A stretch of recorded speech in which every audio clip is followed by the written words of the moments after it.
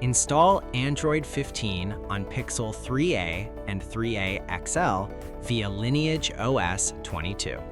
Please check the description for important notes and download links. First, download ROM and GApps packages, then transfer the downloaded files to the phone's storage. Step 2. Boot your device into TWRP recovery. Step 3. Once you're in TWRP main menu, go to Wipe, Advanced Wipe, and select the checkboxes as shown in the image, excluding internal storage. Step 4. Swipe the button to wipe the device. Step 5. Go back to the Recovery main menu and tap on the Install button.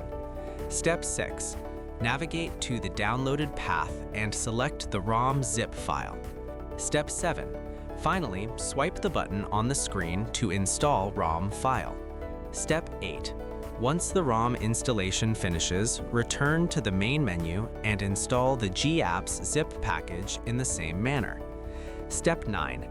After GApps flashing completes, select Wipe Cache/Dalvik from the bottom left side of screen and swipe to wipe. Step 10. When the wiping process is completed, hit Reboot System. That's it! You have successfully installed the ROM on your device.